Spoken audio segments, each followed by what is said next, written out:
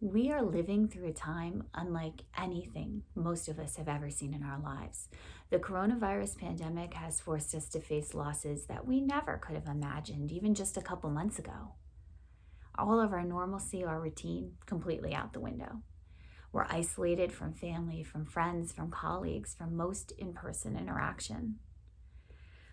We might be worried about the health and safety of both ourselves and our loved ones. Things like weddings, graduations, concerts, sporting events, vacations, canceled for the foreseeable future. Our work life may be in chaos or lost. Financial fears just hang over our heads. We may be experiencing death in our lives, both during this pandemic or maybe before of a loved one, and dealing with the grief and just feeling out of control and alone. Those are just a few of the losses that I just mentioned here. I could go on and on. But the list I just mentioned alone, it's overwhelming, it's scary, it's infuriating, can be paralyzing. Because that stress, when you really boil it down, what that stress is, it's grief. We are facing losses on both an individual and a community level that we never could have anticipated.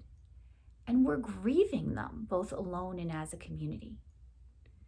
So how do we survive this? How do we take care of ourselves in our grief so we can also take care of our loved ones and all of the things we need to do? I'm going to give you 4 tips today, just 4. 4 small things to do for yourself every day to help yourself through this grief. Number 1, name it. Name that this is grief. There is power to being able to identify what a feeling and an emotion and a problem is. By naming something, it helps us to understand it. It helps us to know why we're feeling the way we're feeling. And it also releases it from something that's harming us into something that we can share. Whether we share it with one person, whether we share it with our pet, whether we share it with the world, like through social media. When we can say out loud, I haven't slept in 4 days because of my grief over everything going on. It helps us breathe a sigh of relief and start to wrap our heads around how we're going to survive it. So name it. Name your grief. 2, focus on today. I don't know how long things are going to be like this, so let's focus on today. Humans are creature of habit. We like routines. Even those of us who are a little bit less structured have some element of routine in our lives that help us make sense of the day. We need that now more than ever. Make a schedule. Write it down. Hang it somewhere in your house so you can see it. Have a project to do every day. It might be a work project. It might be a project for your kids. It might be a project that you've been meaning to do forever but never really wanted to, like cleaning out a closet, getting all your pictures together, weeding through the yard and getting all the yard taken care of, cleaning out the attic. Have a project a day to tackle. Have a schedule. You will start to feel like there's normal within the chaos, that you can control pieces of this, and that you'll have some accomplishment to make you feel good at the end of the day. It's so important for us to have that. So create that schedule for yourself, whatever it may be. It can be really structured, or it can be just a list of things you want to do. And when you finish them, check them off and give yourself a pat on the back. 3, connect. Connect, connect, connect, connect, connect. I cannot say it enough. Humans are social beings. Even the introverts among us need some element of social interaction and physical connection. So we need to connect while we're in this time of isolation and social distancing. We're lucky. We have social media. We have things like FaceTime and Skype and Zoom. Use them to your advantage. Do a happy hour with your friends over Zoom. FaceTime your parents. FaceTime your kids, FaceTime your family, watch a show together through Zoom, enjoy a movie together that way.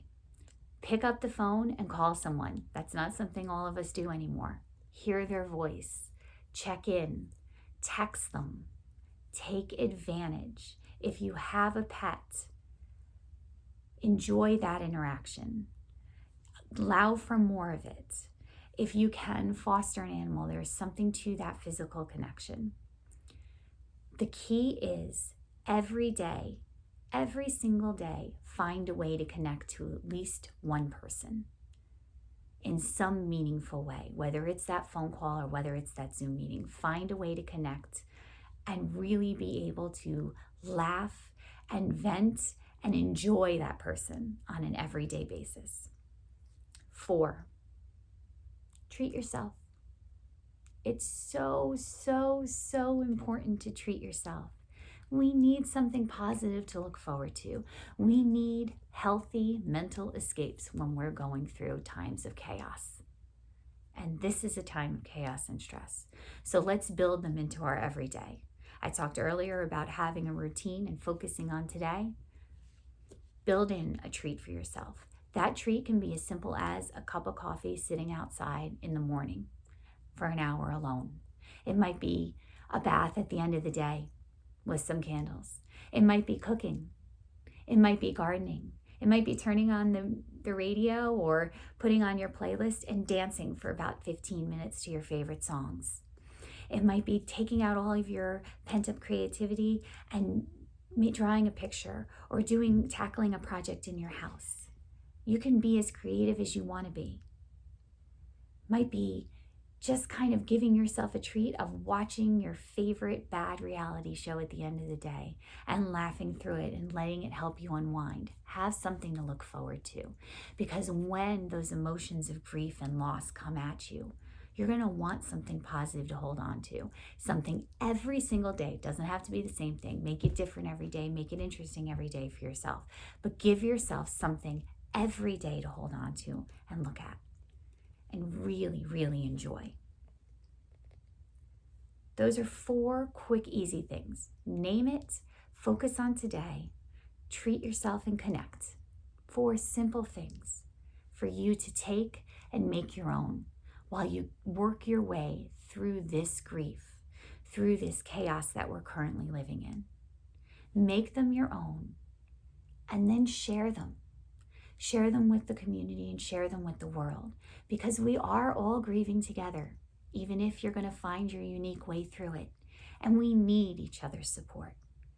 So take these tips, make them your own, and share them with all of us. And find a way through this. So when we are able to come back together, we'll have an even stronger bond.